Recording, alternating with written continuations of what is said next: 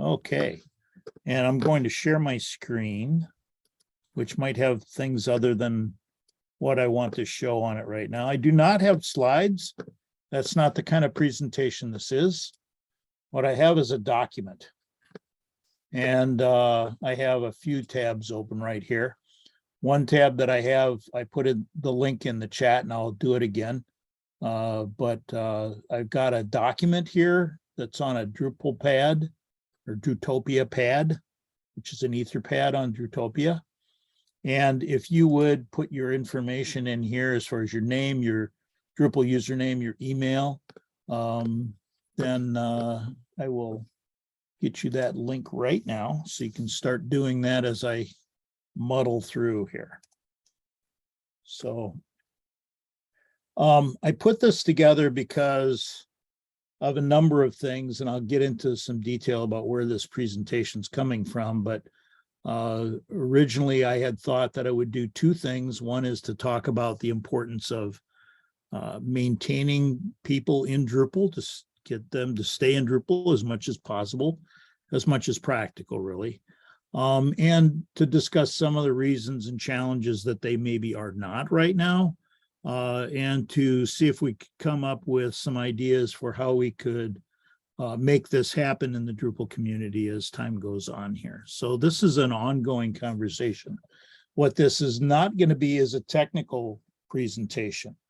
It's not a technical session on migration, so I'm sorry if you're here for that, but I do have some links that are very appropriate in the discussion for that. It's going to be more of a guided discussion than a presentation, with a lot of participation from the audience here. So if you want to and are interested in doing that, you can keep your cameras on, you can keep your mics on. Just make sure there's not a lot of background noise in here, because that will cause problems, obviously. It's my perception and my opinions after being in the Drupal space for quite a while, and also coming to this from a different perspective than what a lot of blog posts you might see are, and that is as an owner and operator and main person doing the work and making sure everything happens in a small Drupal agency. So I do Drupal services. That's all I do. I do not do, I do not do other things. I don't do a lot of things outside the Drupal space. So this is where my perception is and my opinions are coming from. It's unlikely at my age that I'm going to switch careers at this point. I'm going to stay in Drupal until I'm ready to stop working at this point in time. So I'm not looking to move forward, and I want to just make sure that I have something that that keeps me working as long as I want to work.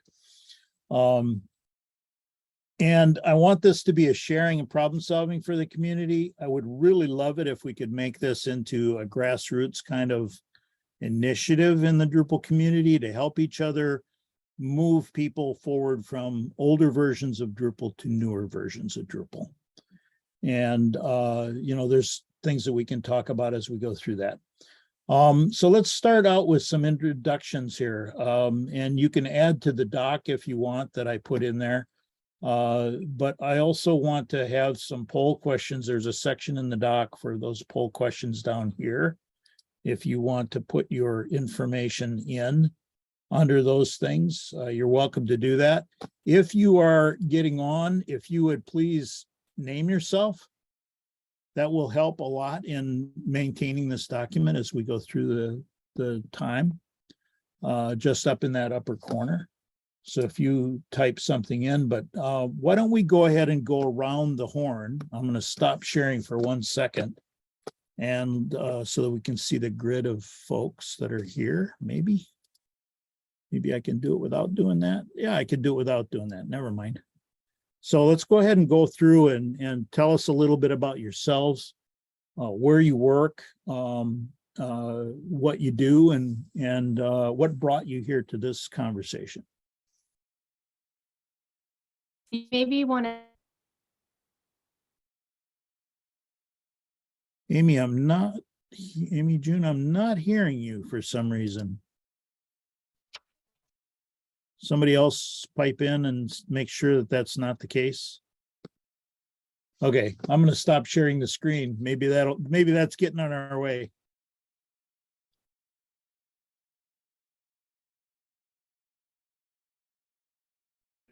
Amy, you remember There we go. Okay. All right. Along in tech. I was gonna say, do you want to like stop sharing while we... Yes, and I just did that. So yeah, thank you. I'll go first because I'm already talking. Yeah. My name is Amy Jane, and I am Drupal adjacent right now. I used to be more in Drupal. I used to work for open source community manager Out a where little bit, Amy June. What? You're cutting out just a little bit. Is that the case for everybody, or? Chris says yes.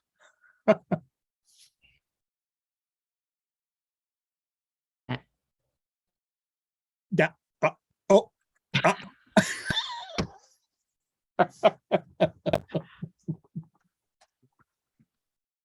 We'll come back to you, Amy June.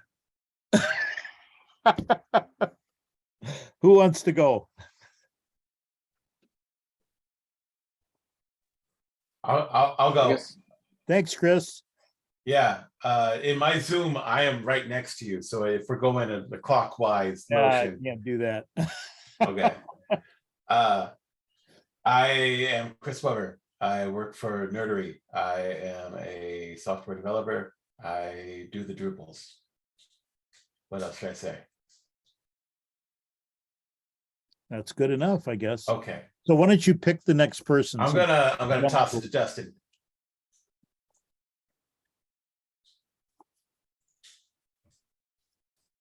Okay, I'm Justin Kaiser. I work for a nonprofit called the Academy of Model Aeronautics, and it's in Muncie, Indiana. And I've got a lot of websites that are a mix of Drupal, WordPress, and Backdrop. So I got familiar with Backdrop a couple of years ago, and I have gotten more and more involved in that. So that's kind of where I am. But I don't want to see bad things happen to Drupal either. So They're kind of married, right? yes. Why don't you pick the next person if you're ready? George? Okay. Hi, I'm George Perry. Hopefully you can hear me. Can you hear me? Okay, looks like it's coming through. I am manage the online media team at the Exploratorium in San Francisco. We're in the process of migrating from Drupal 7 to Drupal 9.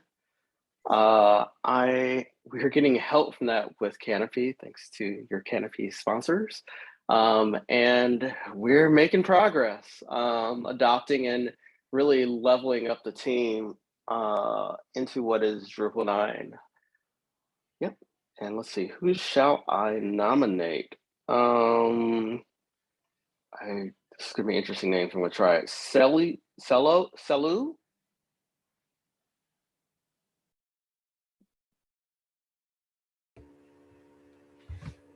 Hello. Hello. I'm Selou Diallo.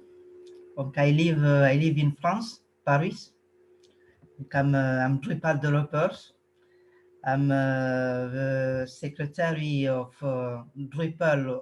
Drupal Association of France. My English is not very good. I'm here to learn to speak to perform my English. It's my first participation in this meetup.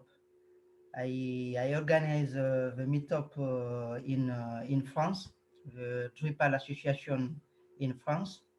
I'm the secretary of Drupal Association on France.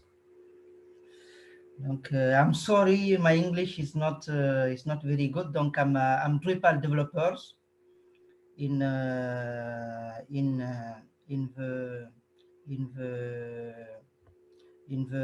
SS2E in France.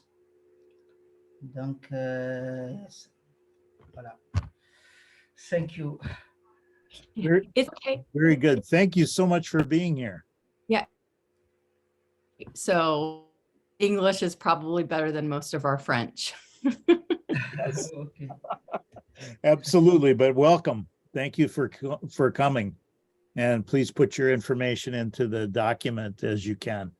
And we'll go from there. So Esteban, do you want to go next? Okay. Good night. My name is Esteban. I'm a Drupal developer. I'm based in Bogota, Colombia. I'm interested in listen about the migration to Drupal 7 to Drupal 9 because I was working in these versions and I want to know more about these kind of migrations. And thank you for this session. Very good. George? George went, he's the one from the Exploratorium, I believe. Oh, yeah. Sorry. Yes, I did. How about Marcos? He is microphone not enabled, and he Oh, okay. 6 and Drupal 7, and he did a couple of Drupal 8s and now working mostly on React because everyone says JS. Yay. Yay. And now, Amy June, we're hearing you clearly, so go ahead. Okay, well, I put my details in the chat, but I'm Amy Jean and I live in the San Francisco Bay Area. And I am Drupal adjacent now as I've graduated to the wider, or not graduated, I moved to the wider open source community and I work for opensource.com. I'm on their editorial team. So if you want to write an article for opensource.com, let me know and I can try to get you published. Awesome. So I think the only person who hasn't gone yet is Eliza. Alyssa, yeah. Alyssa, sorry, pronounced it incorrectly. I knew I would. No worries.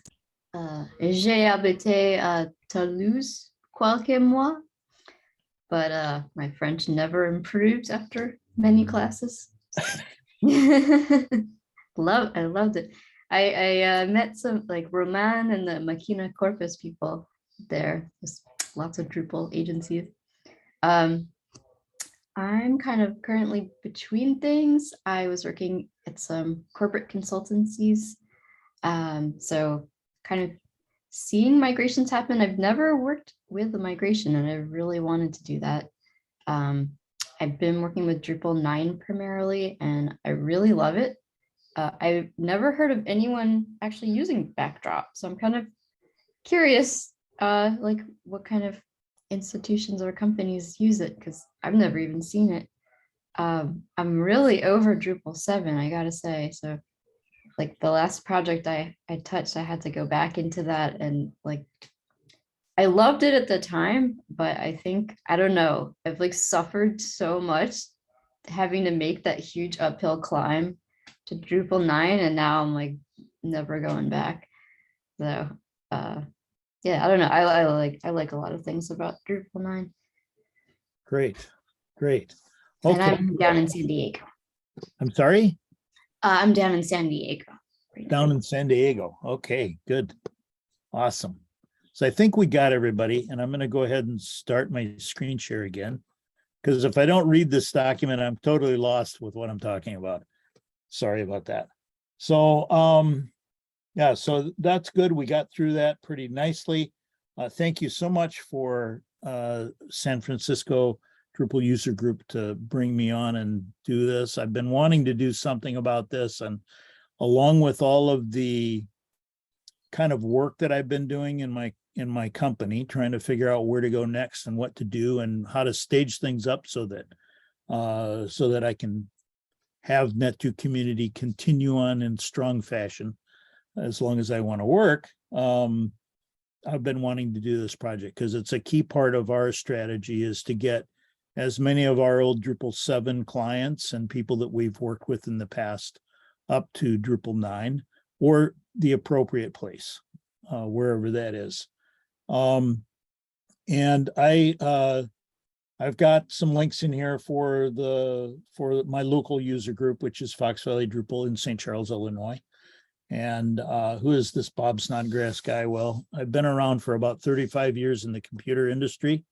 I've done hardware, I've done networking, I've done software, I've done consulting, I've done sales for city, county government products that went into there for a number of years. And I started with Drupal back in the 4.7 days in about 2005, I think, is when I first put my first Drupal site together. Since about 2007, I've been doing Drupal services for folks, training and installations and maintenance and support. Kind of to paraphrase a little bit about something I learned very early in my adult working life, and that was learn the concepts of something that you're working on and look for those things that are the unshakable truths, because those things are what's going to be what's carrying you through and building on your knowledge base as you go through any kind of an industry. My favorite quote, wisdom is knowledge rightly applied. And there's a little spot in the document where you can put your own too, if you want to join us in that conversation too. Kind of a little story about why I'm doing this presentation. When I started in Drupal, it was a real struggle. We all know that the old Drupal learning curve thing, if you've been around for any length of time, where the people are learning and they're jumping up there, you ramp up and then you get to a certain point and you fall off the cliff. Well, that's how Drupal felt for me. I learned a lot about Drupal just by digging through the modules and the projects that are available for things and doing things that way. And about, I think 3 or 4 years ago at Nashville DrupalCon, I think it was, I saw a presentation, or I saw a video about it afterwards about, is Drupal dying? What's going on with Drupal? Because, we were hard working at Drupal 8 at that time, moving away from Drupal 7. A lot of people were like, oh my God, this is so difficult. I got to learn all this new stuff now. I got Composer, I got different local development stuff. I got all kinds of things to deal with. And I've always been involved in the local Drupal community here in Chicago and the Fox Valley Drupal user group that's in my hometown that I helped to get started. And I've always gone to Drupal camps and cons, and I learned all about these things. Well, then the pandemic hit, bang. New opportunity though, we got Zoom, we can get on and talk to people all over the world, which was awesome and great, but I missed the in-person stuff. And we started it with Fox Valley Drupal talking about Drupal recipes and getting that thing going.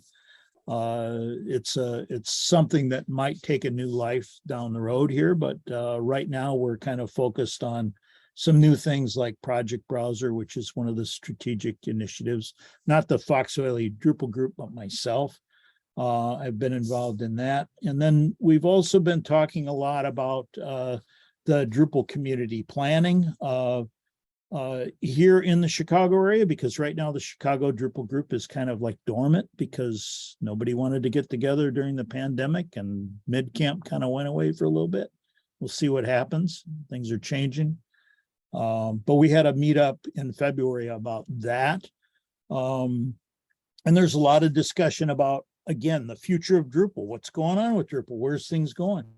And then I've been working on my strategic plan for our company, and then the Drupal Dries note, link there for YouTube. You've all probably seen or heard that. But I am very optimistic about the future of Drupal. I think Drupal is going to be strong for a really long time. It's going to be there and available for people in all forms for a long period of time. But I do think that it's very important that we don't lose people, lose our trajectory from Drupal or from Backdrop, or from WordPress for that matter, the open source community to other things.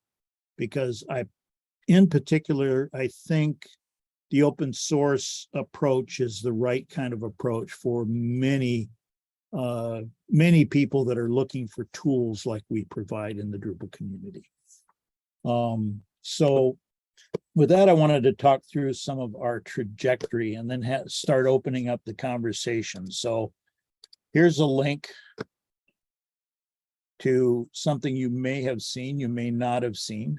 Maybe you're not aware, but if you look at this graphic here, it's got the graphic from 2014 all the way down through today. It's continuing to be updated on a weekly basis. I don't know if you know that. It's a couple weeks old all the time, but it gets updated, and I'm not sure exactly what these numbers provide. If anybody knows this, go ahead and throw it in.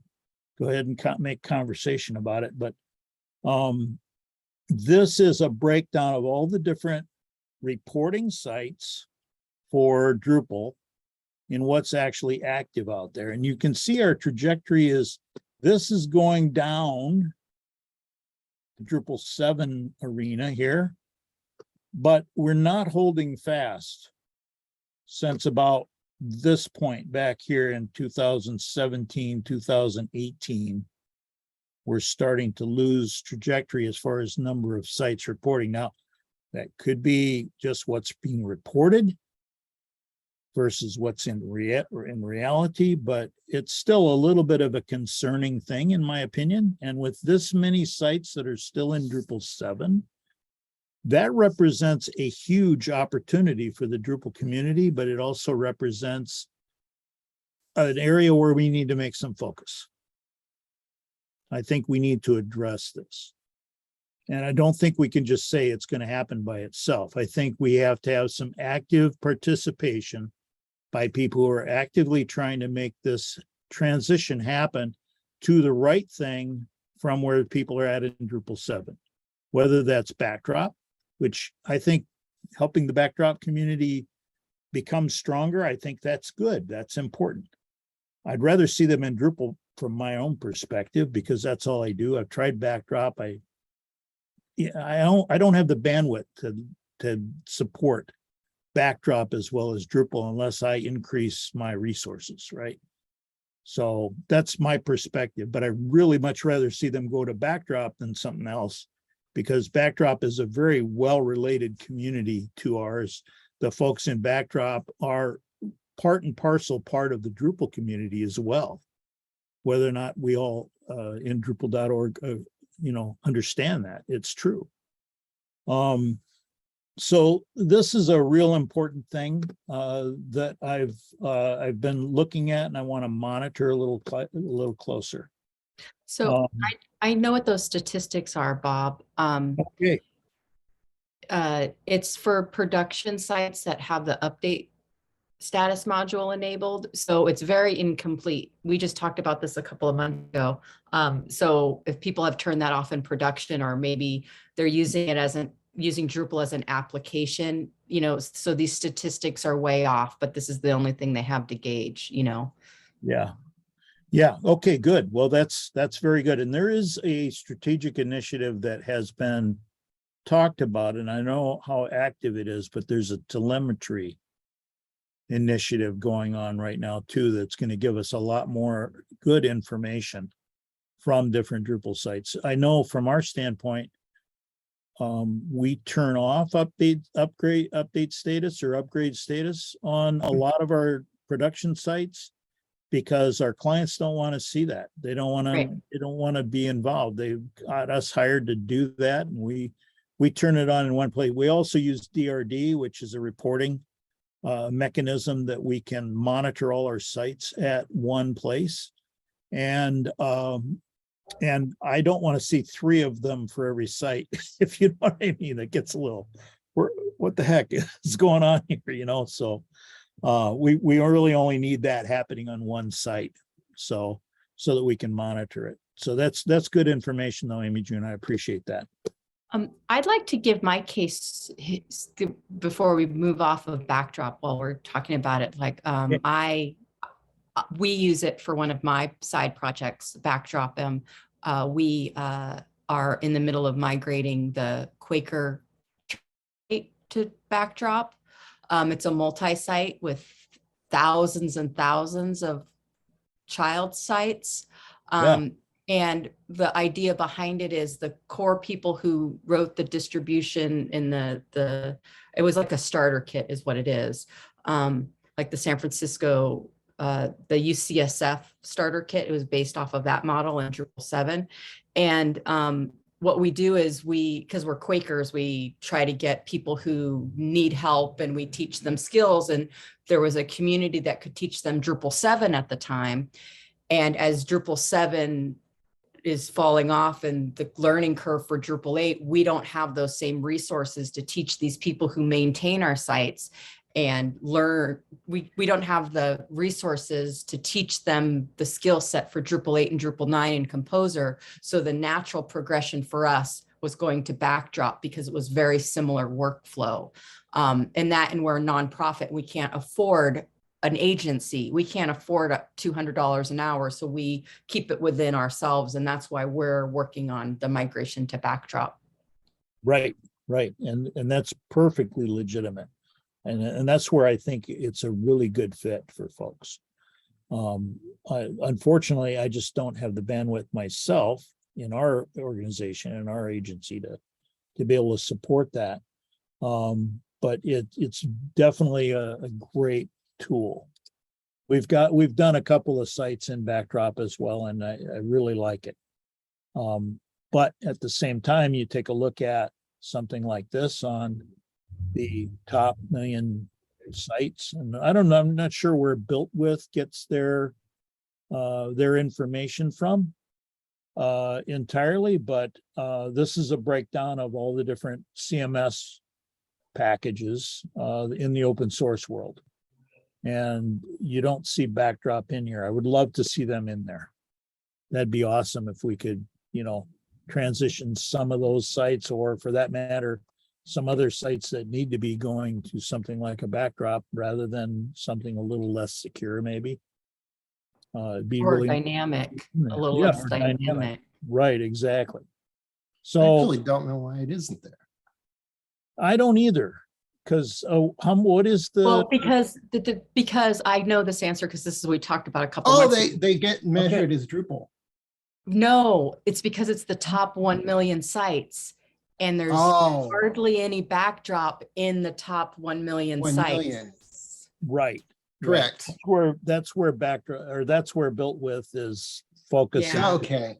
This particular get- thing, and I what just the numbers are. haven't dug into their stats well enough to figure out how to find out better information across the board. So I'm just not there yet, but I will be working on that, obviously. So I wanted to share that little link through my research as well. And then Adam Bernstein, just a total godsend, the fact that New Jersey's Drupal camp happened last week on Friday. I think in just the last couple of days, they put their slides out there. So you're going to see some references in here for that. But Adam had one that has some slides for his presentation at that. And he talks about a lot of the different market positioning and whatnot for different kinds of CMSs and that type of thing. So that link is in there as well. And he also in the video out there, and there's a link for that later on down in here too, but the video library that they've got from that camp, there were some really awesome and very appropriate, timely presentations that dovetailed really nicely with what I'm talking about here tonight. So that's probably enough of that. I don't want to take too much time with And I'm that gonna part of put a it. link. I'm gonna put a link to Adam's Florida Drupal camp because it's up on Drupal TV. I think it's the same presentation. I'll find that. and Could put be, that in yeah. there. Yeah, I think he might have done it as well at DrupalCon. I'm not sure. But that would be good to have that in there as well. So there's some challenges that are out there, and All there's right, the red button's on. Okay. I'm sorry. No, it was Adam talking. And Oh, the red button's on. Press the damn button. Thank you, Kevin Thal. Oh, yeah, that's funny. Where am I in my document? I'm scrolling around. Come on, Bob, quit fidgeting. So challenges, we've got a downward trend, and without a doubt, I think the fact that Drupal has gotten more complex with going to Drupal 8, 9, and Symfony and Composer and all that stuff. So that's been an interesting ride. A lot of people I'm tired of this. I don't want to learn more. I don't want to do more. I don't have the resources to do more. Is a lot of the thing that happens. But and other tools, quite frankly, are getting better faster, or were getting better faster. At that time, we were in the long haul on Drupal 8. What was it, 6 years? We were waiting for Drupal 8 to come out. I don't know, something like that. Long time. And then there's the industry, and the educational focus is not necessarily on PHP anymore, and not necessarily on CMS. It's pointed more to other areas. So I think that's got something to do with it as well. And I'd be really interested to see people throw down or talk about other factors that they think might be impacting this downward trend. If we don't talk about that, we won't be able to help solve that, right? well, I also think some of that downward trend, Bob, comes from the expense of hosting Drupal right now. If you're not necessarily a person who has your own servers or have complete control over how to do upgrades and stuff like that.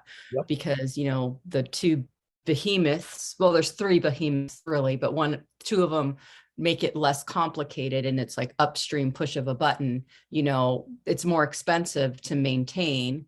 And then, I think though, once we get something like the automatic updates where we can have that upstream ourselves, we'll be able to host it on more affordable solutions. Yeah. Because right now, a lot of times we use those expensive solutions sometimes just for that upstream, right? So we don't have to do that pushing the button ourselves. Absolutely. And also now is coming on the cloud development, where you can also replace some of that, those development instances as well. But that's not necessarily a customer client facing, site owner facing type tool. It's more of a service provider developer type tool. But that's a very good point. It is old days. We used to do GoDaddy or Hot Drupal or something like that, and you'd get a cPanel thing. And if you wanted to set up a separate instance, you could, for development, set up a subdomain for that. And, but you're still at the expense of that shared host and who else is on that IP and whatnot. So, but you can't really do Drupal in that fashion anymore very well. Certainly. Any other big issues with Drupal versus other platforms? We'll move on to the next one. So I'm very optimistic about Drupal, though. I mean, we still have the come for the code, stay for the community feel, and it's even better these days because of a lot of things, including things like the Drupal Code of Conduct.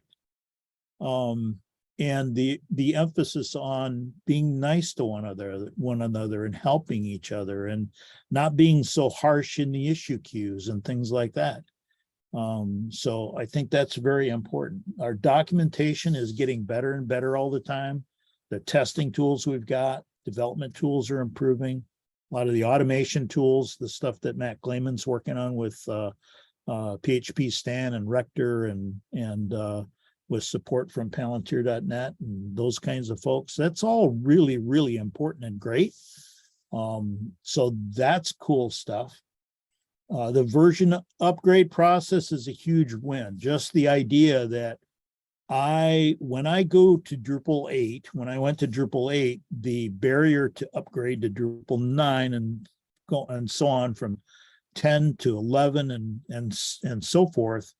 If we keep that, if we maintain that, that's going to be a huge win overall for clients, for Drupal support folks, and for Drupal service providers. It's huge, absolutely huge. Nobody wants to say 5 years, 6 years down the road to a CEO of a company that, hey, I'm sorry, but we just did your site 5 or 6 years ago. It's ready to be redone now. Sorry, you got to pay all these big bucks. They don't want that. I'm not a developer. I'm not a coder. I don't build modules. I manage projects, but I can certainly see the benefit of going to Symfony and going to Composer. So I do see the benefit of those things long-term, not only for lower end implementations, but also those digital, ambitious digital experiences or ambitious site builder experiences that we talk about. And I'm really glad to see the focus on site builders and site editors. This kind of goes back to the last or 2 sections ago about the community. Or are we still in that section? I don't know. As we're building our community now, we take into account there's non-code developers, and I think we're being more inclusive about who we can get to contribute, and I think as our marketing people and our human resources people and our sales people are getting those touchy-feely win feelings when they're contributing, it makes them a better salesperson too, So, as we open up these contribution opportunities, it really does prove that community is most important, right? And it's not just about developers. So I think that that's a really, like with the Project Browser initiative coming up, we made sure that we had students coming in and learning the process from the beginning. And we made sure we reached out to site builders and said, this is the project we want help with. This is, and us targeting as like Drupal core maintainers, us targeting the people who we need the input from, because this is the first initiative I can really remember where we were like, let's start with the site builders and the new people because they're the ones that are going to see it rather than working backwards and having the development first. So as we start trending towards opening up our contribution space to be more inclusive, I can see adoption because we just extend our community more. I hope that made sense. I don't know. Absolutely. And the things that they were doing with the Drupal Association and the folks that were involved with promoting Drupal and Discover Drupal, getting new people on, I think that's awesome. That's some really good example of what's going on now. We talked about the project browser. We didn't talk about the easy out of the box. I think you were involved in that, Amy June, right? Yeah. Huge. And, having a demo platform that you could spin up a new Drupal site with Umami going on. It's like, wow, this is cool. That's a great demo tool, right? Mm-hmm.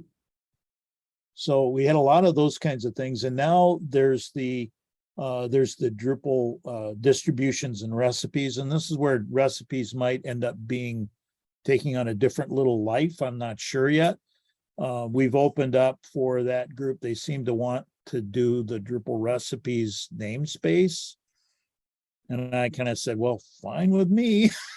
Yeah, let's do it, because, and that just makes sense to retool the distributions in such a way that they're more starter kits for different types of sites.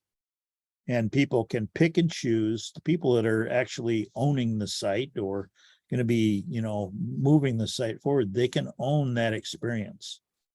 Now, as time goes on. I have a question, Bob, about distributions. Like, I've always steered clear of distributions because when there's security updates, it always takes the distributions quite a bit longer and you have to wait around. Is Me that too. still, are they changing that dynamic? Yes, today that's still true. Okay. That's one of the big objectives that they want to get beyond with this initiative, Okay. so that you can actually update things from your starter kit when there's Okay. been improvements in the starter kit, and so that it's And- agnostic with the upgrade process for the core and everything else. And Go that ahead. it's kind of separate. Because if you install a distribution, you're kind of stuck with it. Yep. Yeah. And it's hard to get rid of it. And a Yeah. recipe is more, well, if you don't like it later, you can change it around. Rip it out, put something else in there. Okay. And that's really the idea. And I think one of the links here, this is the Slack channel for Drupal recipes. I think, I don't know where I put it. I'll make sure it's there, but there is, that's not going to work here. Sorry. I'll have to play around with that. But the roadmap for this distribution, that link is here in this document. And I think it's probably in this as well. So it's still in the Drupal idea queue. It isn't like an official initiative yet, or? It hasn't been published as a strategic initiative yet. Okay. There's an issue to publish a description, just like all the rest of them though. And essentially it is a strategic initiative that's going to happen. Okay. There's already a lot of inertia from that. I've been involved in as many conversations with that as I can be. Not that I can, help out much on the code side, but certainly a lot of other areas that I think I can help out on. But this issue on the core idea issues is the main one. And it talks about what the background is, the problem resolution. It comes up with a lot of the things that they're trying to accomplish with that.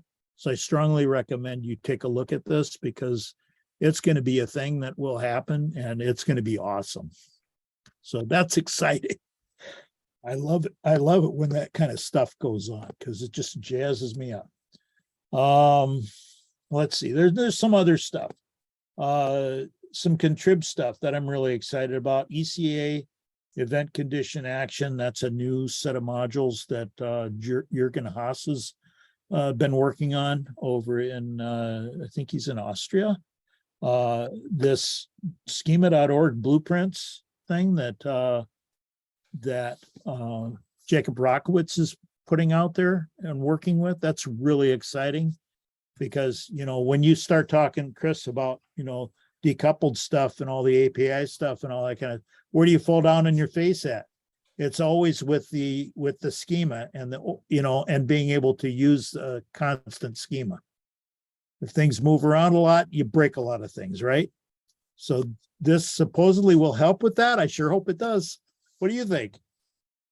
You looked at it at all? Mm-mm. I've given it a few looks. What do you think? Uh, Off the record, you don't have, oh yeah, off the record. Yeah. Not the problem space I typically have problems with. Okay, good. So, and then there's the schedule from Drupal Camp, which again had all kinds of great sessions that relate directly to this conversation. And then but getting excited about Drupal, Lerone Walker from Bounteous did a really great little presentation about why he's excited about Drupal these days too. So I wanted to put those things in there. So anything else on this topic about things to be optimistic about? Because I always feel like, it's such a downer. You're on the downturn, right? Well, I really appreciate all of the momentum towards that site builder stuff, because if we make it so folks can get trained in the UI and most of the stuff can get done in the UI, then I think we'll have more adoption because they won't have to have that developer. Not for like our ambition, like our enterprise sites, but for those medium curve sites, right? Where you have a team of content creators and, you know, maybe you have someone on retainer that does the little thing, the things that you can't quite do, like your custom modules and your features. But I think that will help, definitely help, especially right now when we're losing folks from Drupal 7. If we make that before 2023, if we make these things possible and we have more education and better documentation on these things that are just coming out, I think the adoption we won't be looking for other solutions because it will be more straightforward. I'm not going to use the word easy, but more straightforward. Right, absolutely. So, you know, we've got a reprieve now, and this is awesome from a couple of standpoints. Not so awesome because, you know, from my standpoint, we got delayed on about 7 projects. It's kind of like, well, wait a minute, time out. Oh, we don't have to do this right away. Let's rethink this because we don't have to do it quite so quick. Oh, I'm like, oh shit. I was counting on that. So, but it's all okay because it's actually better because we'll be able to do a better job with it, right? That's the whole idea. As So long as it doesn't get extended next year. well, it might get extended forever. I mean, there's some conversations about that maybe there'll be a long-term support version of Drupal 7. Or, you know, it could be maybe Backdrop becomes, I don't know, who knows, right? I don't have a crystal ball. I've seen weirder things happen in my life. But yeah. So, but it gives us a really much longer time to plan and budget and do the upgrade process, because there's no doubt that if all of the Drupal migration projects that I've worked on, from 6 to 8, from 7 to 9, from 7 to 8, every one of them could have been improved if we would have taken a little bit more time to plan it out and really dissect what is we need in the new site, what can we get rid of in the old site, what could we do in the old site to prepare it before we did all that work moving it over. There's no doubt in my mind that we would have had a better result on every one of them. And we haven't done a ton of them, but we've done over 10. So, and every one of them, I think it was tough. Yeah. We had times where it was difficult. And as a small organization, you can't do that to yourself. It hurts. So what are the options? You can move a 7 or 6 or 8 site to 9 or 10. Of course, you can stay on Drupal 7 till how long? Maybe it'll go away. Maybe it won't. You can move to Backdrop, and thank you, Irina, for doing that, for throwing that in. She might not be there right now, but so be it. I think that's a very viable opportunity. I would like to have these things happen for Drupal 7 sites from my own perspective, than go to WordPress. I've lost a few to WordPress, but at the same time, by the same token, WordPress is open source. I'd rather see open source get it than somebody else, right? Rather have it go there. So, and then I have no idea what I meant by this. Other question mark? Are there other options that, you know, I mean, there certainly are other options. There's Ghost. There's all those others that were on this guy here. There's all those things. Right? They could go to those other things as well. Or to something else, like one of the new ones like Ghost, or, you know, some of these other things that are coming out there. And certainly Wix and Squarespace and Weebly and those kinds of things. Some of them might be able to go to that, I'm sure. And I'm asking for you to certainly add some more references into that.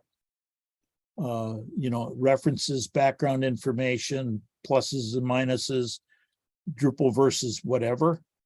But I think that that's not for tonight. I don't want to take the time to do that because I want to keep more conversation going, but certainly add some thought into that if you can. We had a presentation with a sister meetup group that I run called Fox Valley Computing Professionals. And we had someone from the local area here that does a lot of WordPress, someone from someone that I know in the group that does his site on Ghost. So we had a little presentation with that. There's a link to that in here. And then just one reference that I saw that seemed to have a good take on WordPress versus Drupal. I popped that link in there too. So please add others. Yeah. So bottom line, what do site owners want? Right? Because that's where that's where this really matters. Doesn't matter whether they're Drupal 7 and they're going to, they don't care if they're on Drupal 7. They don't give a hang what the box looked like that the pizza's in that they've got. They want the pizza, right? So they want something that's going to be cheaper, that's going to be faster, that's going to be better, and that's going to still give them the desired results that they want. So really, it doesn't matter to them what they get, what they want. They'll go with whoever has the best sales pitch for that. And I think it's fair to say that Drupal service providers do want the same thing as site owners. We want it to be cheaper and faster and easier and better, and be able to give them better results as well. So we're all in the same, we're all on the same team that way, I think. That's just how I look at life in the capitalistic world that I live in, that I don't match with very well sometimes. So these things are not just about migration. So I'm sorry if you're here to think about and talk about migration, but that's not the set of tools that I've got. There's a lot of good resources out there. And I've got a few of them linked down here. Thanks again to Canopy Studios, because they had a really nice blog post from May of 2021 on Drupal 7 to 9 migration guide. That was a really good thing. Probably should be updated to today because it's a little bit longer, and it's a little bit shorter time frame for when they wrote this. They wrote it just after the extension of the life was on that. Just show this real quick because she's got a nice graphic here. Amy June, did you have anything to do with this? So at the time, they had extended the life out to November 2023 from 2022 this year. This now is changed. This is now the end of the year, not June of 2022. And I think this moved out as well to end of, I'm not sure about that, but that's a good kind of layout of this whole thing. But there's a nice set of steps here, abbreviated certainly, but it's a good guidepost, I thought. It's kind of similar to what we do as well. So I wanted to share that. There's also this really good set of tools that Mauricio puts out. I've been through this 31 days of Drupal migrations thing. I haven't done it all hands-on all the way through it, but I've been through a couple of classes that I've hit spot things that I wanted to see in there. He does a really good thing with these migration courses, and a lot of good references and reference information in here. And he's a heck of a guy.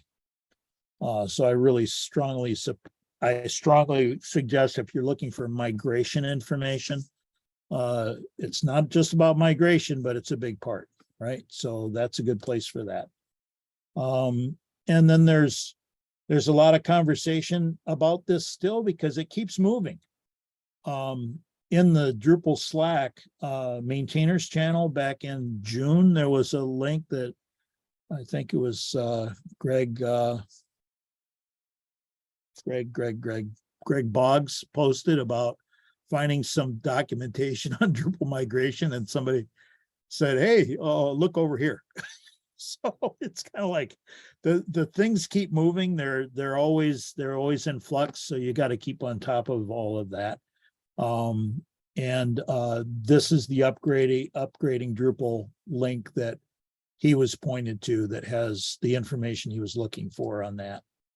Benji Fisher just did and I haven't had a chance to look at this fully, but it looks like a really good presentation that he did on the Migrate API and the changes on that.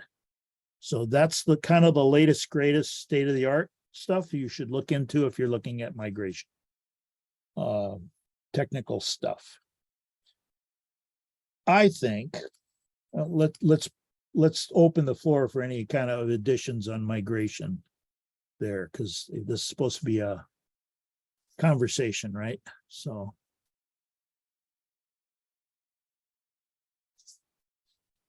now I'm not muted. What was the link for 31 days of Drupal migrations? Was it the one I posted to the chat by Farzio? You know what? Mauricio? I think that might be another one that he's got out there, because he's part of this group here. That's from 2019. Yeah. So is there a new one? I think that where was it? Sorry. Yeah. This one here, Understand Drupal. I think that's his latest one right there. And I don't know that for sure, Chris, but that's the other one. Oops, sorry. I did that to not everybody, but just to Chris. Let's do that to everybody. So, and I think he might have some newer stuff out there on that. Okay. But and if anybody's doesn't know this maintainers channel in Drupal Slack, a lot of the Drupal module maintainers are in there. There's a lot of good conversation that happens in there. There's also a weekly contributions half hour or contrib half hour that Damian McKenna hosts that I've been going to, and I'm even though I'm not a module maintainer, I learn a hell of a lot from that whole thing. And maybe someday I will be a module maintainer, who knows? Don't want to add that to my list. So, anybody else with anything else before we move on?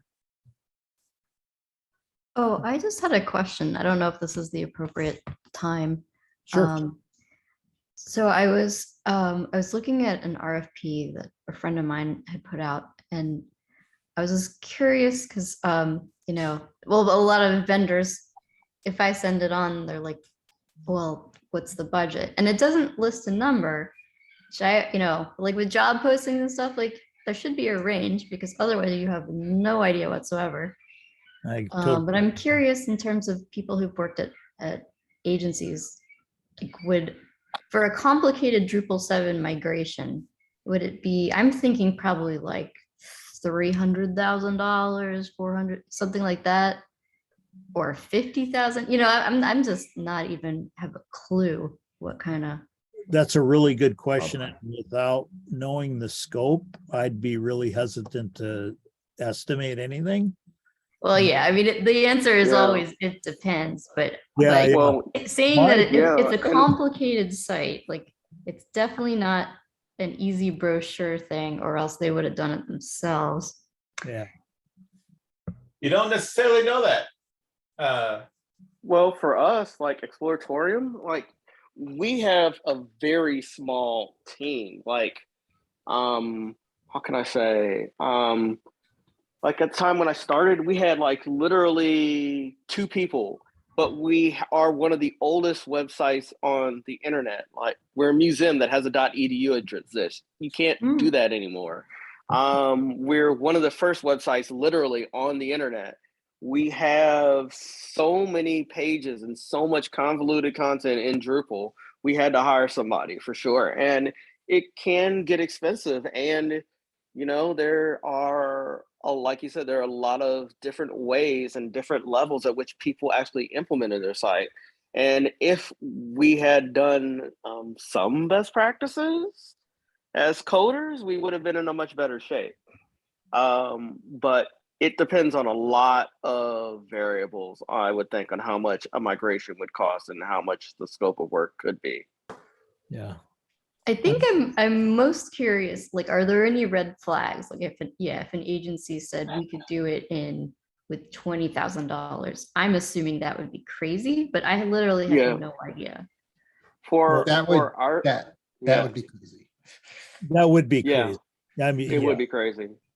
The smallest site we've done, I think, might have been $12,000. Smallest one. Mhm. And that was a very vanilla migration. Mhm. But all we had, you know, of course, with a migration from 7 to 9, you have to get your content over. That's the migration part, right? And now you've got Migrate Media, which is great. So that'll take all the files and things from Drupal 7 and bring it right into media, which is awesome. But you still got to redo all your blocks, all your views, your layout, depending on what the layout is. If it's display suite, that'll be one thing. If it's panels everywhere, it'll be a whole nother thing. If it's, you know, if it's just with the block system, it's easier. And then you've got on top of that your theme, which completely different. So, you know, you've got a lot of moving pieces. It gets really complicated and difficult. So that's one thing, right? And if the scope is well laid out, that helps someone respond to an RFP. But I can tell you that unless they have hands on the back end and can really evaluate what's there, they're going to be wrong on any of their estimates. Pure and simple. Done. Won't work. So their only option is to shoot high if they don't want to lose money. Or to put enough assumptions into the response for the RFP that they're going to be safe. And they'll have wiggle room to say, oh, yeah, we said that, you know, anomalies in data don't count. If you've got PHP filter on and you got crap in there that's got to get stripped out, that's got to get stripped out, right? So you have to think about those kinds of things as well. And that gets really difficult to respond to RFPs. I've done 4 in the last 12 years. I don't respond to RFPs. That's my I mean, the whole thing, it's Don't just do it. crazy because it's very clearly laid out and the people on the other end are super technical. But yeah, ultimately, it just seems like so much guesswork. Like they're not giving a budget, and I guess the responding agencies are just supposed to give their number, which again is going to be a lot of guessing. That's why a lot of RFPs don't end up working for the people who pitched them out in the first place. Yeah. Because it's just a race to the bottom. So doing that, it's a commodity thing, right? If you want to be sure that you're going to be delivered quality, it's better to have a relationship with a development partner that you know delivers. No. You know, and also like do a lot of forensics on your installation before you create the scope of work, like to know, to be able to say how you did what you did and what state things are realistically. Like be, you know, realistic, you know, not optimistic. Like, yeah, we're just moving everything. It's simple, you know. Yeah, it's simple. Yeah, no, at least everyone seems pretty clear-eyed and there's a lot of technical people. Because I actually started working on the migration maybe 6 or 7 years ago, and spent probably 4 months on it, and I just couldn't get any of the data migration to go smoothly. This was before Drupal 8.1 branch even was out. Yeah. And so, I mean, this has just been such a long process. Yeah, my first one that I tried was in the early days of Drupal 8, and I told them I would take $1,500 for the time it'll take me for 15 hours to go through and do a trial migration with what the tools were, just what we looked like.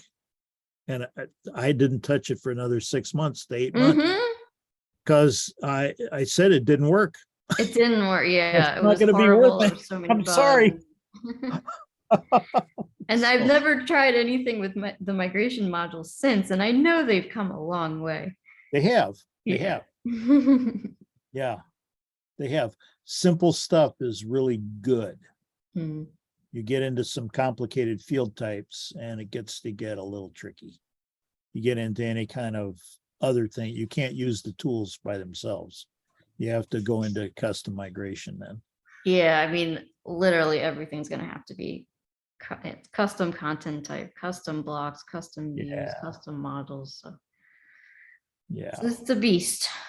Yeah, they can be. They certainly can be. So a recent one that I lost, the library in my hometown, I inherited this site, and I've been taking care of it for 6-7 years now.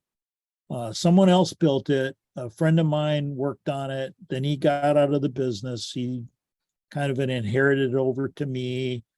We worked on it. It's a Panoply Drupal 7 library site. And, they had all kinds of crap in there all the time, cut and pasting Word documents into the Librarians do weird stuff. Yeah, they do. They do some weird stuff. I am one, so I can say we do weird. Also, so I went, they had a reasonable budget, I thought, for what they had, but it was tight as well. And I want to say their budget was around 80 grand, if I recall. I almost didn't go for it, even though I was the incumbent, but I felt after 7 years of taking care of them, I couldn't just let them go. So I did it. I lost the project to a WordPress developer out of Texas because the executive director of the library, who's now leaving, happens to be friends with somebody, I think, through school. Guess what? No chance. Waste of time. So they went from Drupal 7 to WordPress. Well, they're still working on it. I'm still taking care of them. See, this whole cost thing is how I got to Backdrop. Yeah. Because I was a librarian. I was working on the library website. We had a Drupal 7 website. Yeah. The library did not understand when we got the Drupal website that they were going to have to upgrade it at some point. That they were still thinking back in HTML land where they could make a website and live with it for 15 years. Yeah. And they were like, you want us to pay triple the amount that we paid for the original website to migrate it to Drupal 8? And everybody was like, no. So then I found Backdrop and I did it myself.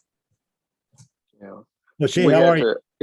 It was a long adventure for me to convince the institution that we would have to invest big money into it and that we would have to staff it to be able to keep it alive as is, and that how we had done things before were completely unsustainable. And in the looking for consultants to do it, being realistic, we had bids between $80,000 and $600,000, and the lowest got rejected because I was like, you have to be smoking to something to believe that you can do this cheap. And what am I going to get? I'm looking for something that I can maintain, that I will have staff that will now know some best practices, and that I can hire people that will maintain best practices. So when we have to migrate in future, it won't be a nightmare. And I need consultants that can educate the institution as we go into why you should care about these things for maintaining the website. And it's not just put it on the internet. Why can't you just do it? That those things are not realistic things to keep a sustainable infrastructure.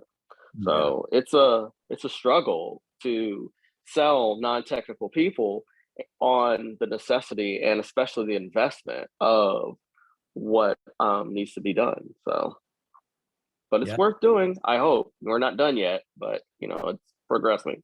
Yeah, I think it will be, but you know, it's what you're saying is so true though, because it's not just the vendors or the possible consultants that are going to work on a project that they have to do the selling. It's the inside people that got to do that selling and make it happen.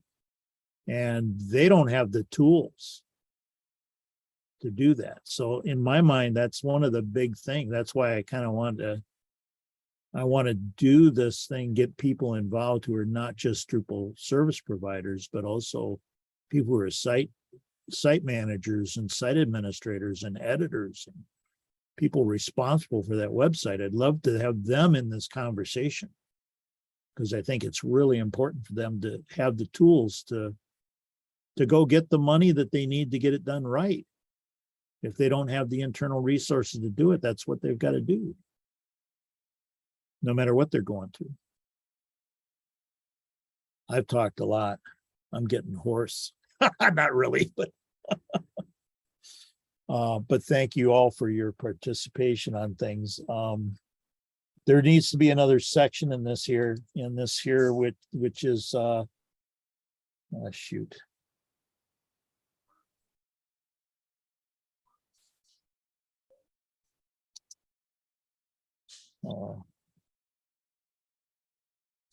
Why selling the project? Close to my heart, selling. That's what I did for many, many years. So, but there, I think better you than me, man. Let's say what? Better you than me. What, doing the selling? Yeah, that's what I specifically don't want to do. I know. You know, I always feel like the guy in the cheap suit at the car dealership. You know, that's not me. That's not how I do it. I don't do that. So, but you know, I think we as a community need some better tools too. Just as one little example, Drupal 7 doesn't report properly with upgrade status on Drupal 9. That is an issue that's out there that Gabor tried to help with. But you know, Gabor's a busy guy. I hate to bother him. So if we got some technical people that want to help with that, I've put some things out. I'll put a link in on that one as well. But that's one thing right there. It's helping get the tools to be able to quickly evaluate where you're at on what modules you have. Are there Drupal 9 compatible ones out there? What do I need to do differently? Can it report on other things as far as, are there other things that could be reported on the status of that Drupal 7 site to help you determine what the assumptions are that you're making that's going to work in the migration or not? If it'll work, or do you have to rework X, Y, and Z? Yeah, you got to look at it. You got to evaluate it. And it'd be nice to have some tools that help you do that a lot quicker. Migrating views, we can't do that as far as I know, right? It's still not a thing that's there. Some people might have done some things. I've talked to some people who've tried, but I haven't seen the tool yet that will do that. And converting themes, you got to rewrite the theme. So, and then you got the layout issue too of, you know, what kind of layouts were used on the D7 site and where are you going to move them to in the D9 site. So those are things that won't migrate that you got to do. What? You can't migrate Panoply into paragraphs, Bob? Like, God, this is killing me, Amy June. that's news to me, you know? How about converting paragraphs into, or converting panels, mini panes into blocks? How about that? Hey, I I did that in Backdrop by just changing Did the you? JSON file. But hey, Oh, we had issues with Drupal 8 to Drupal 9 because it's like our Drupal 8 site was built in a Drupal 7-ish way. Like it used pages and it used it didn't use the media module. yeah. And it used things that you wouldn't do anymore. So it's kind of stuck in a pre-state of where Drupal is now. Yeah. And that upgrade from 8 to 9 was really tricky. It took a long time. You get those edge cases like that. That is hard. So most of them go pretty smoothly, but there were a couple that we had trouble with. And now our theme is on Omega, which is not supported. Yeah. Yeah. You still have those unsupported modules and unsupported themes to deal with. So I feel like there's another project that has to happen to like make it, to get it in the current state of where Drupal is, even though it's on Drupal 9. Yeah. Yeah. And that's very valid. I mean, once you get into Drupal 9, you're updated, but you're still not done. Not that you're ever done. Yeah. Yeah, good point. Good point. And with Backdrop, now that Arena's back, we can talk more Backdrop too. So I haven't done a lot of Backdrop. The comments that I've had from the people who've had their hands dirty with it on projects of ours, they tell me that they don't like the way configurations are done in Backdrop. I don't know how that's different. It's different, but it's the same. I like it. I think it's easier to work with, but you know. Well, Drupal's not I easy. think to work with. I think it's easier too, Justin. So it's just perspective, right? Like I think patches are easier than working in GitHub. You know what I mean? So it's all kind of where you're coming from, I think. But I thought that comment might have been coming from, I'm used to doing configuration in Drupal 9 and 8 and 9 now, so Backdrop seems different, so it's harder.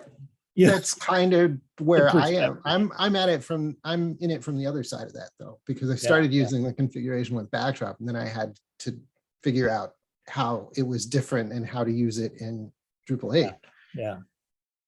And then the other Backdrop question that I have is with regard to going from 7 to Backdrop, what do you do with modules that haven't been moved over? Do you have to move those over? Yeah. Formatted modules first to be able to make it happen. Well, if you need the module, you should try to port it. But there are tricks to try to port things, and sometimes it's not that hard. We're pretty unique in the San Francisco Drupal community that we have Jen Lampton at our fingertips. Yes. And yes, no kidding. I think we have some videos in our archive that aren't necessarily on YouTube where she's done like a live migration for us, like in person, step by step. Maybe I'll try to dig those up and see if she's got those, because it's very interesting, like just those use cases, you know, and she'll do it in an hour. She'll be like, here's the site, and I'm going to do it in an hour. Maybe we should have her on again and do that demo again. Yeah, I think it would be a good idea to have her back, because there's so many things that happened over the last year.